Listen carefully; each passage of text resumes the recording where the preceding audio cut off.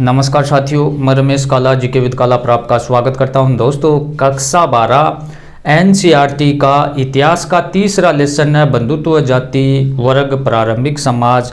Time period वही है जो दूसरे लेसन का था, लगभग 600 ईस्वी पूर्व से 600 ईस्वी तक का। दूसरे लेसन में हमने आर्थिक और राजनीतिक स्थिति के बारे में जाना था। इस लेसन में हम सामाजिक स्थिति के बारे में जानेंगे, उसका परिवार या कुल कैसा था, विवाह किस प्रकार से था, बंधुत्व भाईचारा कैसे था, जाति प्रथा थी या वर्ण व्यवस्था थी, ये सारी चीज़ें इसमें हम जानेंगे। तो इसके लिए ये तो है नहीं कि रिवर्स होकर हम उस समय चले जाएं 600 ईस्वी पूर्व से 600 ईस्वी तक, ये तो संभव नहीं है। तो जाने कैसे? तो इसके लिए कुछ ग्रंथों का सहारा लेना पड़ेगा और उसमें मोस्ट इम्पोर्टेंट ग्रंथ है वो महाभारत है, जो उस समय की जानकारी हमें देता है। तो पहले हमें महाभारत के बारे में पढ़ना होगा। तो शुरू करते हैं महाभारत। दोस्तों, बहुत ही अच्छे से नोट्स तैयार किए गए हैं, फालतू की एक भी चीज़ नहीं है। बोर्ड एग्जाम 2022 के लिए इसे डिज़ाइन किया गया है इन नोट्सों को। अगर ये नोट्स चाहे तो इस चैनल की कम्युनिटी में डिटेल भी हम दे देंगे कैसे क्या मिलेंगे।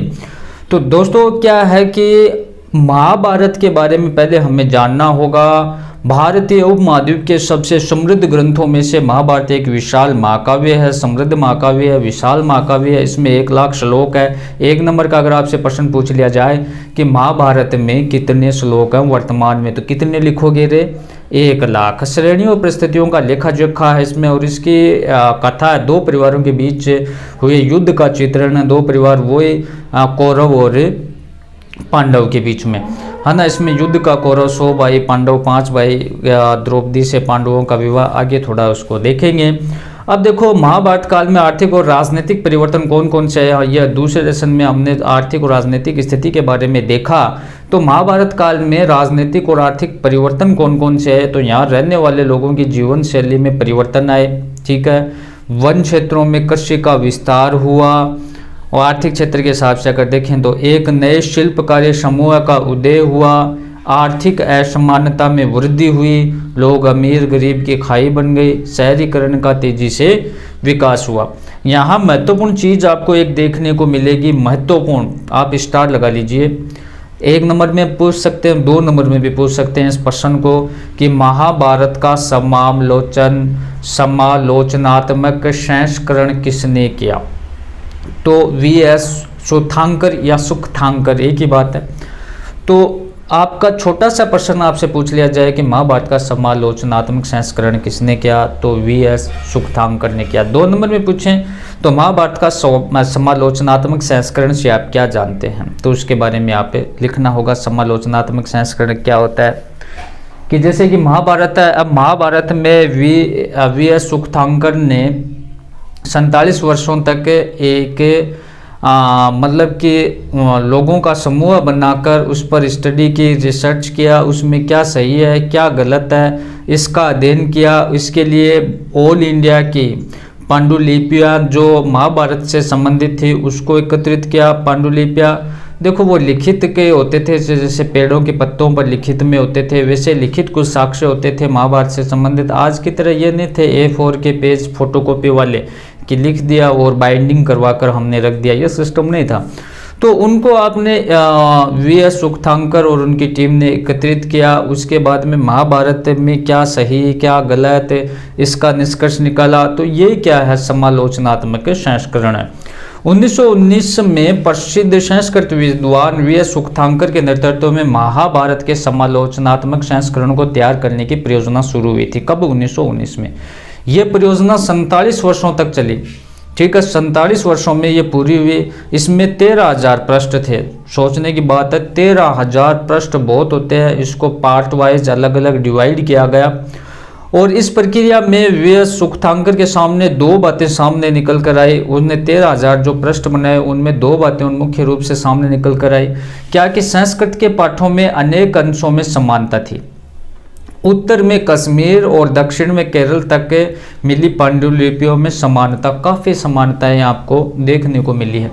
लेकिन दूसरी बात अगर हम करेंगे, महाभारत की कई पांडुलिपियाँ क्षेत्रीय असमानता उनमें मौजूद थी, क्षेत्र विशेष के हिसाब से अलग अलग थी। और आप देखें कि एक ही बात को लेकर अलग अलग क्षेत्रों में अलग अलग तर्क भी दिए गए हैं। तो 13,000 पृष्ठों में, आधे से ज़्यादा पृष्ठों में इनमें असमानताएं दिखाई गई है। उसके बाद में उस समय का परिवार कैसा था, सिंपल सी चीज़ है, समझने की देर है, समझ लेते हो तो हिस्ट्री में एक बेस्ट स्कोर आप कर सकते हो। अब देखो, परिवार एक बड़े समूह का भाग होता था।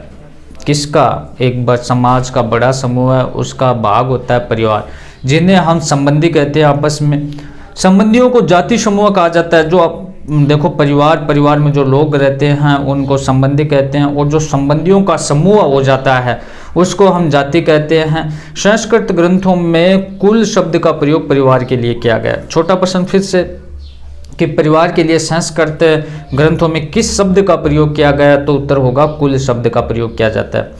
जाति का बांधवों के समूह के लिए होता था। देखो, ये बंधु थे, लोग थे, आपस में भाईचारा था, उनके बड़े समूह को जाति कहा जाता है। अब देखो, यहाँ वर्ण व्यवस्था, महाभारत में पढ़ेंगे तो वर्ण व्यवस्था हमें पढ़नी पड़ेगी। ब्राह्मण, क्षत्रिय, वैश्य, शूद्र, अब कैसे क्या थे। ब्राह्मणों के अनुसार वर्णों की उत्पत्ति, ध्यान से आप देखें, ऋग्वेद के 10वें मंडल में पुरुष सूक्त में वर्ण व्यवस्था का वर्णन है। महत्वपूर्ण प्रश्न, वर्ण व्यवस्था का वर्णन कहाँ मिलता है? सर्वप्रथम ऋग्वेद के 10वें मंडल में पुरुष सूक्त में मिलता है। इसमें कहा गया है कि एक विराट या ब्रह्म नामक देवता से वर्णों की उत्पत्ति हुई। किस प्रकार से? तो ब्राह्मण, विराट नामक देवता के मुख से ब्राह्मण की उत्पत्ति हुई। किससे हुई? मुख से ब्राह्मण की उत्पत्ति हुई। क्षत्रिय, विराट नामक देवताओं की भुजाओं से क्षत्रियों की उत्पत्ति हुई। वैश्य, विराट नामक देवता की जंघा से वैश्यों की उत्पत्ति हुई। और शूद्र की अगर हम बात करें तो विराट नामक देवता के पैरों से शूद्र की उत्पत्ति हुई। तो 4 वर्ण हो गए। कौन कौन से, क्या लिखना है? ब्राह्मण, क्षत्रिय, वैश्य, शूद्र। कौन से हैं? ब्राह्मण, क्षत्रिय, वैश्य, शूद्र। ब्राह्मणीय धर्मशास्त्रों के अनुसार वर्णों के कार्य। अब जो ब्राह्मणीय धर्म ग्रंथ हैं उनके अनुसार कौन कौन से कार्य हैं इन वर्णों के? तो ब्राह्मण वर्ण था, इसका काम था वेदों की शिक्षा लेना, वेद पढ़ना, यज्ञ करना, मंत्र पढ़ना और दान देना। क्षत्रिय वर्ण की अगर हम बात करें तो इनका कार्य था जनता को सुरक्षा प्रदान करना, युद्ध करना, न्याय करना, दान देना आदि। वैश्य की अगर हम बात करें, स्टार लगा लीजिए, ये प्रश्न आ सकता है, महत्वपूर्ण है। वैश्य की अगर हम बात करें तो कृषि करना, व्यापार करना, पशुपालन करना, दान देना, ये वैश्य के काम होते थे। शूद्र की अगर हम बात करें तो उपरोक्त तीनों वर्णों की सेवा करना, साफ सफाई का कार्य करना, ये शूद्रों के काम होते थे। समझ गए होंगे। ब्राह्मण व्यवस्था में स्त्री के गोत्र के लिए नियम क्या थे? जो हमारा हम गोत लगाते हैं ना, जैसे कि ये काला है, माथुरिया है, आपका राठी है, कोई भी गोत है, तो उसमें जैसे ये मील, कई अदर जो अलग अलग कास्ट हैं उनमें अलग अलग गोत्र होते हैं। तो महिलाओं के गोत्र किस प्रकार से, क्या नियम थे उनके गोत्र के? तो विवाह के बाद स्त्रियों को पति के गोत्र का माना जाता था। आज भी हम देखते हैं कि जैसे कि कोई बड़ा व्यक्ति होता है, डॉक्टर होता है, तो उसकी पत्नी है वो अपने पति का गोत्र लगाती है। तो विवाह के बाद स्त्रियों को पति का गोत्र माना जाता था। एक ही गोत्र के सदस्य आपस में विवाह नहीं कर सकते थे। वर्ण व्यवस्था के नियमों का पालन करवाने के लिए ब्राह्मणों का नीतियों का प्रयास किया गया। नेक्स्ट आप देखें, अब आप देखें कि वर्ण व्यवस्था के नियमों का पालन करवाने के लिए ब्राह्मणों के नीतियों के प्रयास कौन कौन से थे? तो ब्राह्मणों का मानना था कि वर्ण व्यवस्था की उत्पत्ति देवीय व्यवस्था है। ये ब्राह्मण तो टॉप लेवल पर थे उस समय, तो वो ये चाहते थे कि हर संभव ये सिस्टम बना रहे। तो उनका मानना था कि ये देवीय व्यवस्था है, वर्णों की उत्पत्ति ब्रह्मा देवता से हुई है। ब्राह्मणों ने लोगों को ये विश्वास दिलाया कि उनकी प्रतिष्ठा जन्म पर आधारित होती है। ब्राह्मण राजाओं को समय समय पर ये उपदेश देते रहते थे कि वे स्वयं भी वर्ण व्यवस्था के नियमों का पालन करें और अपनी प्रजा से भी इन नियमों का पालन करवाएं। उसके बाद में देखो, महत्वपूर्ण क्वेश्चन यहाँ बनता है कि मनुस्मृति के अनुसार चांडालों के क्या कर्तव्य हैं, क्या कार्य हैं। तो प्रश्न आपके बोर्ड परीक्षा में पूछ लिया जाए कि मनुस्मृति के अनुसार चांडालों के क्या कर्तव्य या क्या कार्य हैं, तो आप क्या लिखोगे कि चांडालों को गांव से बाहर रहना पड़ता था। चांडाल शमशान भूमि में रहते थे। चांडाल लोहे के आभूषण पहनते थे। चांडाल फेंके हुए वस्त्रों व बर्तनों का उपयोग करते थे। ये रात्रि में गांव व नगरों में चल फिर नहीं सकते थे। ये साफ सफाई का कार्य करते थे। चीनी यात्री फासियन के अनुसार चांडालों को सड़क पर आने से पहले करताल बजाकर अपने आने की सूचना देनी पड़ती थी। चीनी तीर्थयात्री सुवेन सांग के अनुसार चांडालों को साफ सफाई का कार्य करना पड़ता था और गांवों के बाहर ये रहते थे। तो चांडालों के ये कार्य आपको लिखना होगा। उसके बाद में आपके लिए प्रश्न है कि आप कहाँ तक सहमत हैं कि केवल क्षत्रिय वर्ण से ही राजा होते थे, अथवा क्या आरंभिक राज्यों में शासक निश्चित रूप से क्षत्रिय भी होते थे? यदि नहीं तो इसके पक्ष में तर्क दीजिए। तो आप कहाँ तक सहमत हैं कि जो राजा होते थे वो क्षत्रिय ही होते थे? तो धर्मसूत्रों के अनुसार, धर्मशास्त्रों के अनुसार केवल क्षत्रिय वर्ग के लोग ही शासक हो सकते थे, परंतु सभी शासक क्षत्रिय नहीं होते थे। अनेक महत्वपूर्ण राजवंशों की उत्पत्ति अन्य वर्णों से भी हुई है, जैसे मौर्य वंश की उत्पत्ति वो क्षत्रिय से नहीं हुई। बौद्ध ग्रंथों में यह कहा गया है कि मौर्य क्षत्रिय थे, परंतु ब्राह्मण धर्मशास्त्रों में मौर्य वंश को निम्न वर्ण माना जाता था। उनका मानना था कि वो शूद्र वर्ण से संबंधित था। शुंग और कैणव वंश ये मौर्यों के उत्तराधिकारी थे, वह ब्राह्मण थे। ठीक है। शक की अगर हम बात करें तो शक शासक मध्य एशिया से भारत आए थे। कहाँ से आए? मध्य एशिया से आए। ब्राह्मण उन्हें म्लेच्छ, बर्बर अथवा विदेशी मानते थे शक को। ठीक है। सातवाहन की अगर हम बात करें दोस्तों तो सातवाहन राजा ब्राह्मण वर्ण के थे और गौतमी पुत्र सातकर्णी ने स्वयं को अनूठा ब्राह्मण कहा। अतः हम ये कह सकते हैं कि क्षत्रिय वर्ण के साथ अन्य वर्णों को भी शासन करने का अधिकार था। ठीक है। मनुस्मृति के अनुसार महिलाओं व पुरुषों के लिए धन अर्जित करने के तरीके कौन कौन से? महत्वपूर्ण चीज़ें मैं बता रहा हूँ आपको कि मनुस्मृति जो विधि ग्रंथ था इसके अनुसार महिला और पुरुष को धन अर्जित करने के साधन कौन कौन से थे? तो इसमें आपको क्या लिखना है दोस्तों कि मनुस्मृति ने पुरुषों के लिए धन अर्जित करने के 7 तरीके बताए हैं। मनुस्मृति में पुरुषों के लिए धन अर्जित करने के 7 तरीके बताएं। तो कौन कौन से? अपने पिता से विरासत के रूप में प्राप्त करके, जैसे कि पिता की मृत्यु के बाद उसको विरासत में पैसे मिल जाते थे। और दूसरा संपत्ति की खोज करके, कहीं से संपत्ति को खोज निकालना। विजित करके मतलब दूसरों को, विजेता उसको हराकर, दूसरे को हराकर फिर संपत्ति इकट्ठी करना। व्यापार में निवेश करके, व्यापार में पैसे लगाकर फिर उसमें बढ़ोतरी करना। कार्य करके, काम वगैरह करके।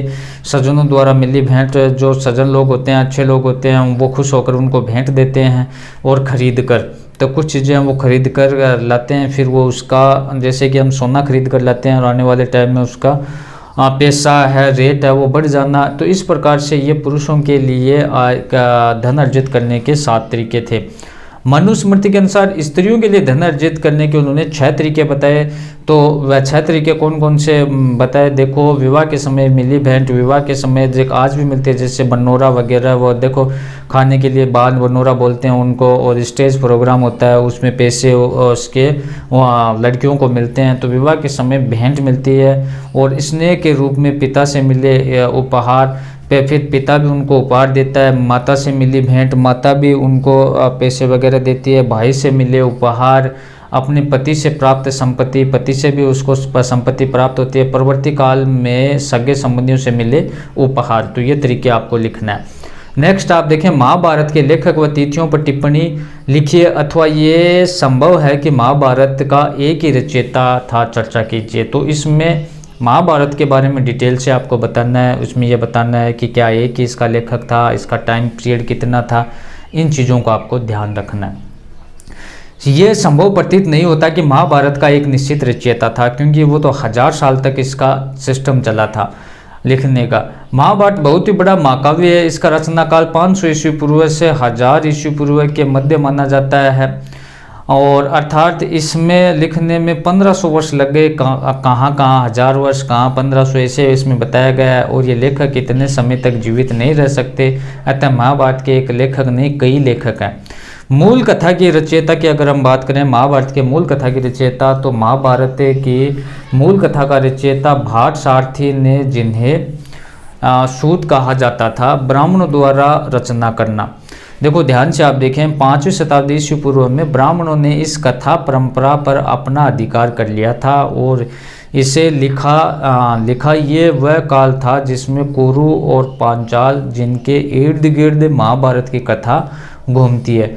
लगभग 200 ईस्वी पूर्व से 200 ईस्वी के बीच महाभारत के रचना काल का चरण जो ये मुख्यतः माना जाता था। 200 से 400 ईस्वी के बीच मनुस्मृति से मिलते जुलते उपदेशों को महाभारत में जोड़ा गया। इस काल में देवी देवताओं की उपासना होती थी। महाभारत के महत्वपूर्ण नायक है वो श्री कृष्ण माने जाते हैं, महाभारत के हीरो माने जाते हैं। श्री कृष्ण को विष्णु का अवतार बताया गया। फिर साहित्यिक परंपरा के अनुसार महाभारत का रचयिता कौन था, तो इसके अनुसार महाभारत का रचयिता वेदव्यास को माना जाता है, ये साहित्यिक रचना के अनुसार। और सीधा सीधा प्रश्न आने पर आपको रचयिता भी वेदव्यास ही लिखना है। ये मत ज़्यादा मान्य है। महाभारत में प्रारंभ में 10,000 श्लोक तथा वर्तमान में 1,00,000 श्लोक है। इस सभी बातों से सिद्ध होता है कि एक ही व्यक्ति महाभारत का रचयिता नहीं हो सकता। दूसरा पार्ट इससे भी महत्वपूर्ण है, वहाँ से प्रश्न 101% आएगा, उसको भी आप देखें। काफ़ी मेहनत है, इसे लाइक शेयर जरूर करें। धन्यवाद साथियों।